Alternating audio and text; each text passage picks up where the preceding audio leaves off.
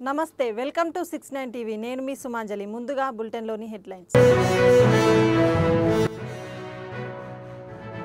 తెలంగాణ వ్యాప్తంగా రైతులకు తప్పని యూరియా కష్టాలు సిద్దిపేట జిల్లాలో ఆగ్రహంతో అధికారులను బంధించిన రైతులు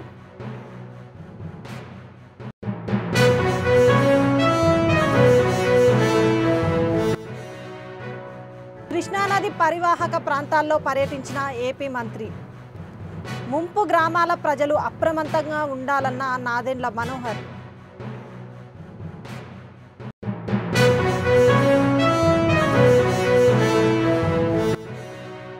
కృష్ణా జిల్లా పోలీస్ శాఖ ఆధ్వర్యంలో సండే ఆన్ సైకిల్ ఆరోగ్యం కోసం వారంలో ఒక్క రోజైనా సైకిల్ తొక్కాలన్న ఎస్పీ గంగాధర్ రావు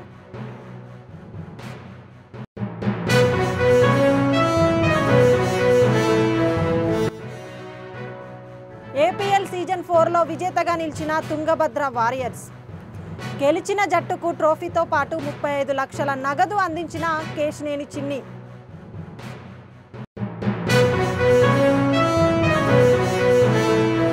ఇక డీటెయిల్స్లోకి వెళ్తే తెలంగాణ వ్యాప్తంగా పలు జిల్లాల్లో రైతులు యూరియా కొరతతో తీవ్ర ఇబ్బందులు ఎదుర్కొంటున్నారు.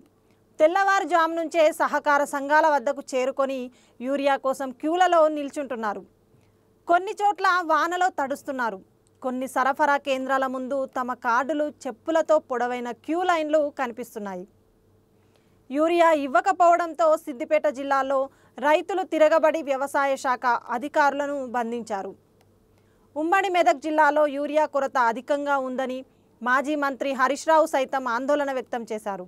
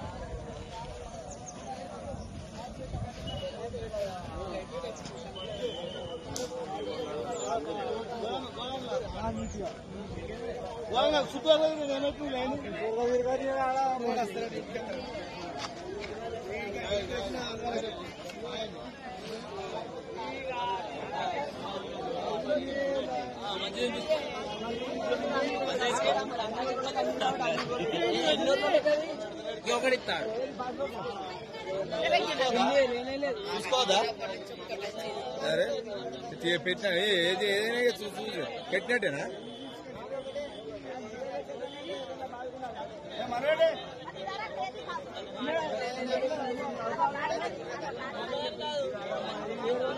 అన్నట్టు ఉందా బాగుంది.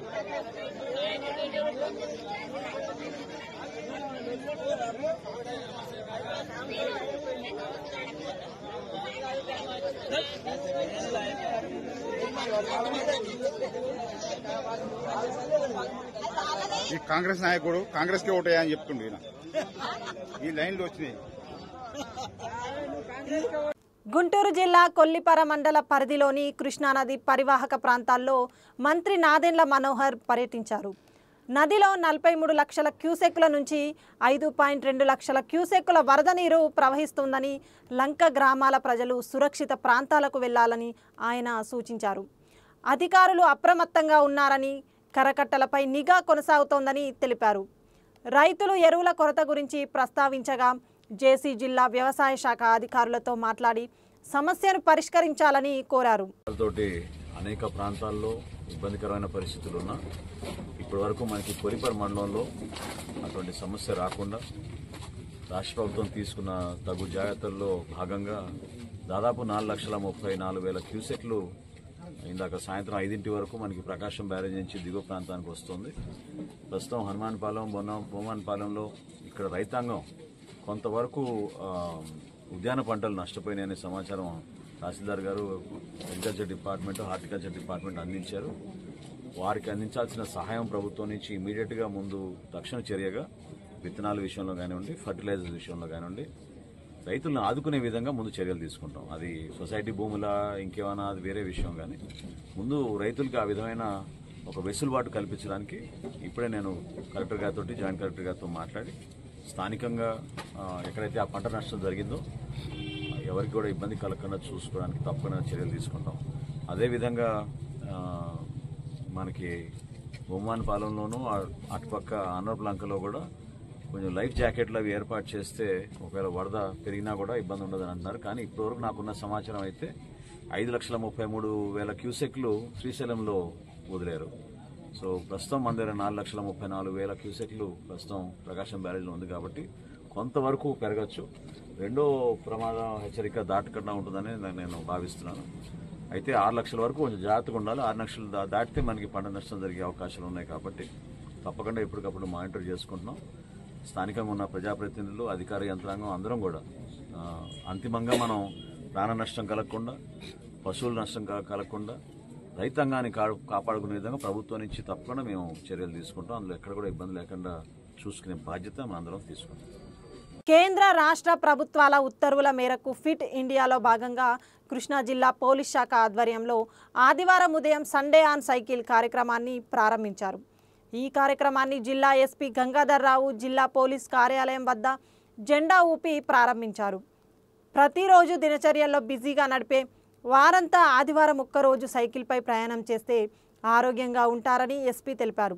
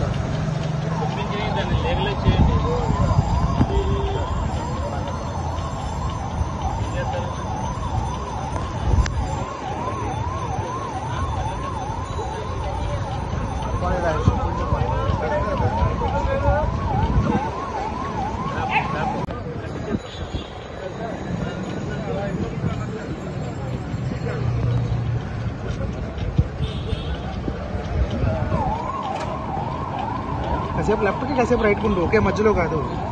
కాసేపు లెఫ్ట్ కాసేపు రైట్. వైజాగ్ ఏసీఏ వీడీసీఏ అంతర్జాతీయ క్రికెట్ స్టేడియంలో హోరాహోరీ సాగిన ఏపీఎల్ సీజన్ 4లో తుంగభద్ర వారియర్స్ విజేతగా నిలిచింది. తుంగభద్ర వారియర్స్కు ఏసీఏ ప్రెసిడెంట్ కేశినేని శివనాథ్ ట్రోఫీతో పాటు 35 లక్షల రూపాయల చెక్కులు అందజేశారు.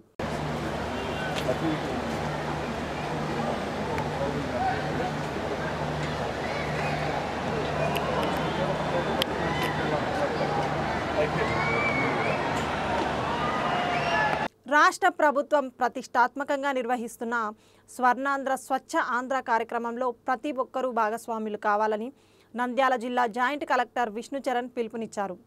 నంద్యాల జిల్లా సిరివెల్ల గ్రామ పంచాయతీలో నిర్వహించిన ఈ కార్యక్రమంలో ఆయన పాల్గొన్నారు. వర్షాకాలంలో ఇళ్ల పరిసర ప్రాంతాల్లో నీరు నిల్వ ఉండకుండా చూసుకోవాలని సూచించారు.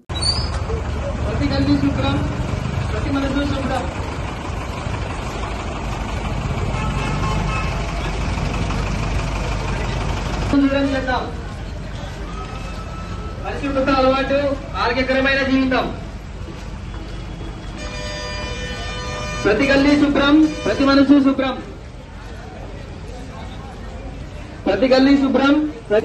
ఇక్కడ ఉన్న పొదుపులకు, మహిళలకు, తర్వాత మన తహసీల్దార్ గారికి అందరికీ నా నమస్కారాలండి.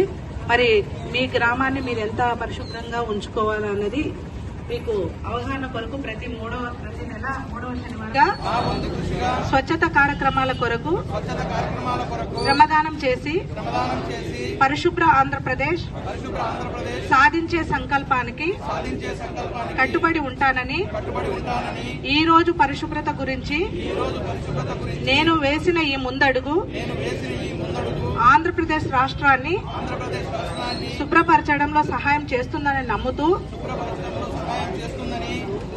ఈ రోజు నుండి నా తోటి వారికి కూడా వర్షాకాలంలో కలిగే అనారోగ్య సమస్యలు తగు జాగ్రత్తలపై అవగాహన కల్పించే దిశగా ప్రయత్నిస్తానని మన ఆంధ్రప్రదేశ్ ను స్వచ్ఛ ఆంధ్రప్రదేశ్ గా తీర్చిదిద్దేటట్లు నా వంతు కృషి చేస్తానని ప్రమాణం చేస్తున్నాను. జై హింద్. మరి ఈ కార్యక్రమంలో మనకు స్వర్ణాంధ్ర స్వచ్ఛాంధ్ర శాస్త్ర కార్యక్రమానికి ఇక్కడికి వచ్చిన అధికారులకి, గ్రామ పెద్దలకు, ఎస్హెచ్జి మెంబర్స్కి, సర్పంచ్ గారికి, తహసీల్దార్ గారికి, డిపిఓ గారికి అందరికీ కూడా నమస్కారం. రాష్ట్ర ప్రభుత్వం ఎంతో ప్రతిష్టాత్మకంగా ప్రతి నెల 3వ శనివారం మనకి శాస్త్ర ప్రోగ్రాం జరుగుతూ వస్తుంది. బట్ ఈ నెలలో మాత్రం 3వ శనివారం చేయలేకపోవడం వల్ల 4th సాటర్డే ఈ కార్యక్రమాన్ని మనం ఇక్కడ నిర్వహిస్తున్నాము. ఈ మంత్ మనకిచ్చిన థీమ్ మాన్సూన్ హైజీన్. అంటే ప్రతి నెల కూడా ఆ సీజన్కి తగ్గట్టుగా, ఆ నెలకి సరిపోయేటట్టుగా ఒక కార్యక్రమాన్ని మనకి ఇస్తూ వస్తున్నారు. అందులో భాగంగా ఇప్పుడు పడుతున్న కాలం వర్షాకాలం కాబట్టి ఈ కాలానికి అనుగుణంగా మనకి మాన్సూన్ హైజీన్ పైన అవగాహన కల్పించడం కోసం ఈరోజు ఇక్కడ శాస్త్ర యాక్టివిటీ మనం చేసుకుంటున్నాము. వర్షాకాలంలో మనకి చాలా రోగాలు వచ్చే ప్రమాదకరంగా చాలా ఉంటుంది. సో దాన్ని దృష్టిలో పెట్టుకొని మన చుట్టుపక్కల మన పరిసరాలను కూడా పరిశుభ్రంగా ఉంచుకోవాలి. నల్లాలు కానీ, డ్రైనేజీలు కానీ నీట్గా పెట్టుకోవాలి. మన ఇంట్లో కానీ, ఇంటి బయట కానీ పరిశుభ్రంగా మనం పెట్టుకోవాలి. ఎటువంటి రోగాలకి మనం తావివ్వకుండా మన వంతు జాగ్రత్త మనం నిర్వహించుకోవాలి. చాలా కార్యక్రమాలు ఉంటాయండి. అవేర్నెస్ యాక్టివిటీస్ చాలా చేయాలి. మనము డోర్ టు డోర్ క్యాంపెయినింగ్ కానీ, ప్రతి ఒక్కరూ సెల్ఫ్ అవేర్నెస్ కానీ, కమ్యూనల్ యాక్టివిటీస్ కానీ, వీటన్నిటిపైన కూడా మనం అందరం కూడా ఈ నెల మొత్తం అవగాహన కల్పిస్తూ ఈరోజు ఆ ఇనిషియేటివ్ తీసుకుని ముందుకెళ్లాలని కోరుకుంటున్నాను. Thank you. గుంటూరు జిల్లాకు తాడికొండలో కేంద్ర సహాయ మంత్రి పెమ్మసాని చంద్రశేఖర్ పర్యటించారు. సమాజంలోని పరిస్థితులను అర్థం చేసుకొని సీఎం చంద్రబాబు సూపర్ 6 పథకాలను తీసుకువచ్చారని అన్నారు. ఈ పథకాలపై మహిళలు ఎంతో ఆనందంగా ఉన్నారని, రాష్ట్ర ప్రభుత్వంపై భారం పడుతున్నప్పటికీ చంద్రబాబు ఇచ్చిన మాట ప్రకారం పథకాన్ని ప్రారంభించాలని ఆయన తెలిపారు.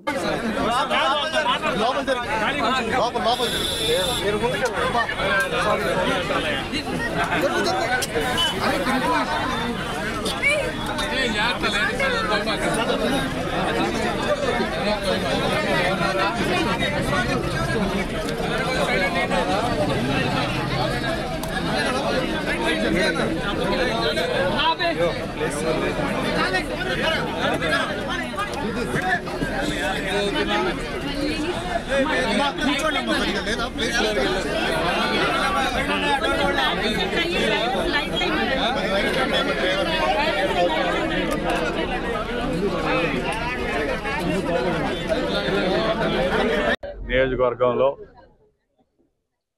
ఈ రోజున స్త్రీశక్తి పథకాన్ని మొన్న ఆగస్టు 15వ తారీఖున ప్రారంభించిన పరిస్థితిని ఒకసారి సమీక్షించుకుంటూ మహిళలతో ఒక పెద్ద ఎత్తున ఒక సమావేశం నిర్వహిస్తూ ఉన్నాం. దానిలో ముఖ్య అతిథిగా గౌరవనీయులు కేంద్ర గ్రామీణాభివృద్ధి శాఖ మంత్రులు పెమ్మసాని చంద్రశేఖర్ గారు పాల్గొంటున్నారు. ఇప్పుడే చాలా మంది మహిళలతో మాట్లాడటం జరిగింది. ఈ పథకం ప్రారంభం రోజున కూడా చాలా మంది మహిళలతో మాట్లాడినప్పుడు చాలా ఆనందంగా ఉన్నారు. 3-4 రకాలుగా వాళ్ళు ఉపయోగిస్తున్నారు ఉచిత బస్సు కార్యక్రమాన్ని. రోజువారీ పనుల నిమిత్తం ముఖ్యంగా తాడికొండ నియోజకవర్గం గుంటూరుకు దగ్గరగా ఉండటం చేత అనేక మంది అనేక అవసరాల కోసం వెళ్తూ ఉంటారు. ఎక్కువ మంది పనుల నిమిత్తం వెళ్తుంటారు. మార్కెట్కి వెళ్ళే వాళ్ళు ఉన్నారు, మార్కెట్లో కూరగాయలు అమ్మేవాళ్ళు ఉన్నారు, పూలు అమ్మేవాళ్ళు ఉన్నారు, ఇతర పళ్ళు ఫలాలు అమ్మేవాళ్ళు ఉన్నారు. వీళ్ళందరికీ కూడా రోజువారీ 30 రూపాయలు, 20 రూపాయలు, తాడికొండ నుంచి అయితే 30 రూపాయలు, లామ్ నుంచి అయితే 20 రూపాయలు వన్ వే ఛార్జ్. తిరిగి రావడానికి కూడా అంతే, అంటే దాదాపు 60 రూపాయలు, 40 రూపాయలు మిగులుతుంది ఒక్కరోజు ప్రయాణం చేసి. అంతేకాదు ఇంట్లో ఏదైనా ఇబ్బంది వచ్చి అనారోగ్యం ఉంటే ఆసుపత్రికి వెళ్ళాలంటే కూడా గుంటూరే కాబట్టి గుంటూరు వెళ్ళడానికి కూడా ఇది ఉపయోగించుకుంటున్నారు. అంతేకాదు ఇద్దరు ముగ్గురితో మనం మాట్లాడాం. ఒక ఆమె చెప్పారు, వాళ్ళ సిస్టర్ వాళ్ళ ఇంటికి వెళ్ళాము ఫిరంగిపురం, వెళ్ళటానికి 30 రూపాయలు, గుంటూరుకి 30, ఫిరంగిపురానికి 30, 60 రూపాయలు, రానుబాను 120 రూపాయలు ఉచితంగా ప్రయాణం చేశామని. దాచేపల్లి వెళ్ళాము, 260 రూపాయలు నాకు ఏమీ ఛార్జీ లేకుండా బస్సులో ఉచితంగా ప్రయాణం చేశానని. అదేవిధంగా దీపావళి పండుగ నుంచి అమలు చేసిన దీపం పథకం ద్వారా 2 గ్యాస్ సిలిండర్లు మా ఇంట్లో వచ్చినాయని. 2 బిడ్డలకి తల్లిగా ఉన్నాను నేను.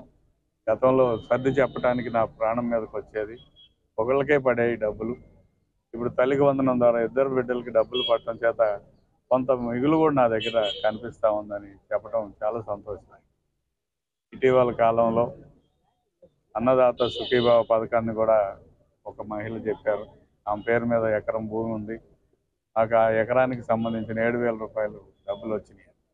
ఇవన్నీ ఒకసారి మనం సమీక్షించుకుంటే రాష్ట్రంలోని ప్రజలు, ముఖ్యంగా మహిళలు, అనేక రకాలైన ప్రజలు, బీసీలు, ఎస్సీలు, ఎస్టీలు, మైనార్టీలు అందరూ కూడా చాలా సంతోషంగా ఉన్నారు. స్త్రీశక్తి పథకాన్ని ఎంతో మేలుగా ఉపయోగపడుతుందని వాళ్ళు భావిస్తున్నారు. వాళ్ళ ఆనందాన్ని ఈరోజు పంచుకోబోతున్నారు.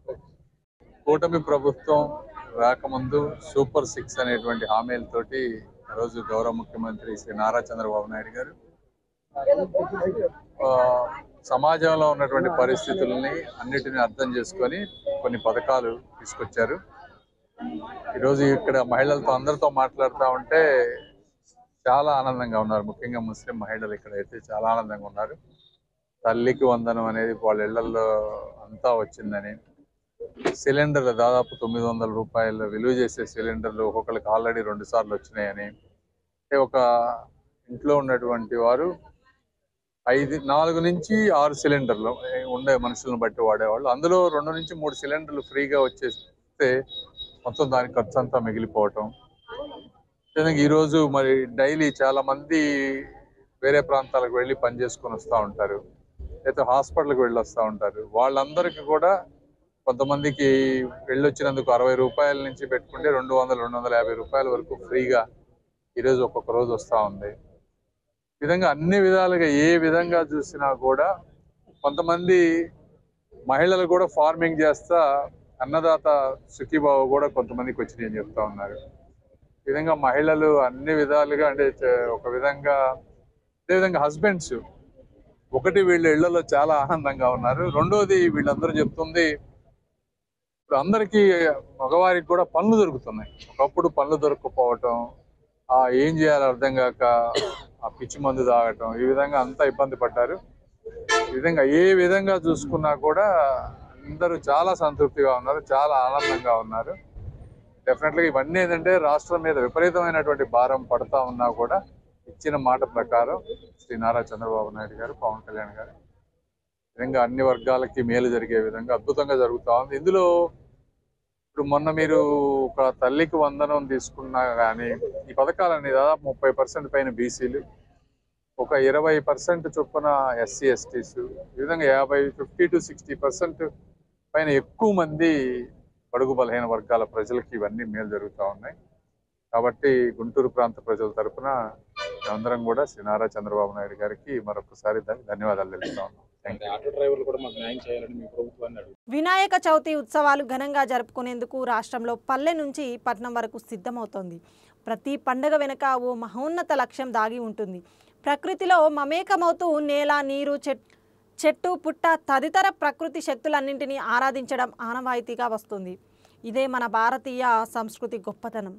కాబట్టి వినాయక చవితి ఉత్సవాల్లో కాలుష్యానికి కారణమయ్యే ప్రజలకు ఇబ్బందులు సృష్టించే పద్ధతులను పక్కనబెట్టి పర్యావరణ హిత గణపతులకు ప్రాధాన్యం ఇద్దామని ప్రభుత్వం స్వచ్ఛంద సంస్థలు ఒకరు పిలుపునిచ్చారు.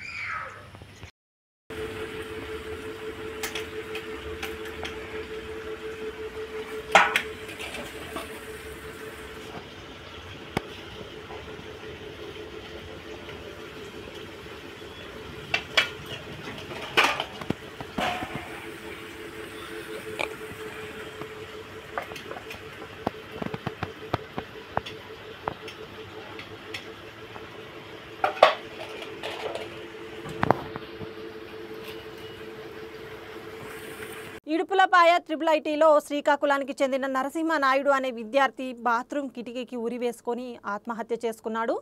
ఎచ్చెర్లలోని ఫరీద్పేటకు చెందిన అప్పలనాయుడు కుమారుడైన నరసింహనాయుడు ట్రిపుల్ ఐటీ చదవడానికి ఇష్టపడలేదని తన తల్లిలా నర్సింగ్ చేయాలని కోరుకున్నాడని సమాచారం. ఈ వార్త విని కుటుంబ సభ్యులు తీవ్ర దుఃఖంలో మునిగిపోయారు. ఇంటర్మీడియట్ సెకండ్ ఇయర్ చదివే ఒంగోలు విద్యార్థి రూమ్లో కిటికీలో బాత్రూమ్ కిటికీకి హ్యాంగ్ చేసుకోవడం జరిగింది.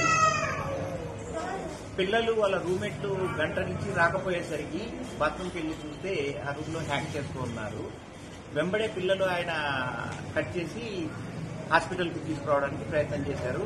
హాస్పిటల్కి తీసుకొచ్చిన తర్వాత ఇక్కడ డాక్టర్లు చనిపోయినట్టు ధృవీకరించారు. ఇది ప్రాథమిక సమాచారం. మిగతా ఇన్ఫర్మేషన్ పోలీసుల ఎంక్వైరీలో మనకు తెలుస్తుంది. చీఫ్ సెక్యూరిటీ ఆఫీసరు ఫోన్ చేశారు. ఫోన్ చేసిన వెంటనే బయలుదేరి మేము కూడా ఇక్కడికి హాస్పిటల్కి వచ్చాము. బాడీని ఇక్కడికి తీసుకొచ్చాము.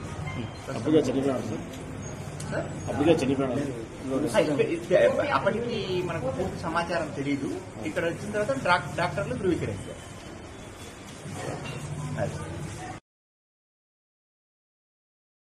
రైస్ మిల్లింగ్ రంగంలో ఆధునిక టెక్నాలజీ వస్తుంది. వరి, బియ్యం, రైస్ మిల్లింగ్ సాంకేతికతలో రూపొందించిన యంత్రాన్ని ఆవిష్కరించారు.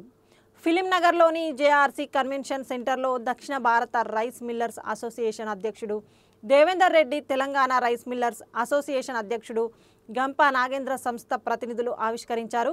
మేడ్ ఇన్ ఇండియాకు నిదర్శనంగా ఈ నూతన సాంకేతికత నిలుస్తుందన్నారు. రైస్ మిల్లింగ్ రంగంలో ఈ నూతన టెక్నాలజీ విప్లవాత్మకమైందన్నారు. దీని ద్వారా మిల్లర్స్కు ఎంతో చేయూత అందించినట్లు అవుతుందని తెలిపారు.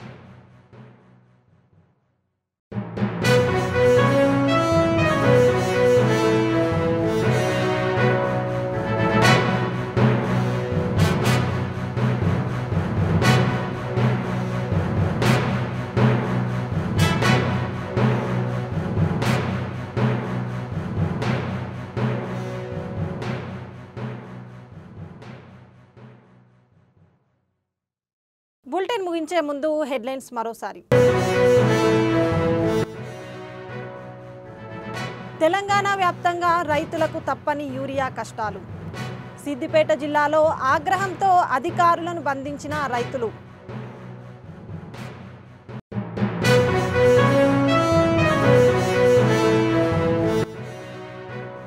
కృష్ణానది పరివాహక ప్రాంతాల్లో పర్యటించిన ఏపీ మంత్రి. ముంపు గ్రామాల ప్రజలు అప్రమత్తంగా ఉండాలన్న నాదెండ్ల మనోహర్.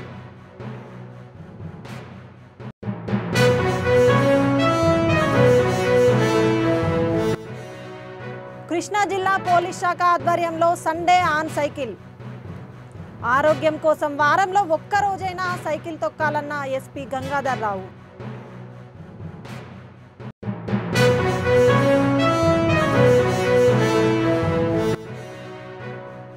ఏపీఎల్ సీజన్ 4లో విజేతగా నిలిచిన తుంగభద్ర వారియర్స్.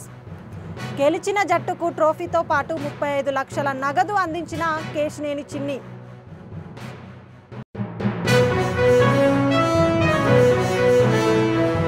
ఇవి బులెటిన్ విశేషాలు. మరిన్ని అప్డేట్స్ కోసం చూస్తూనే ఉండండి 69 టీవీ తెలుగు న్యూస్.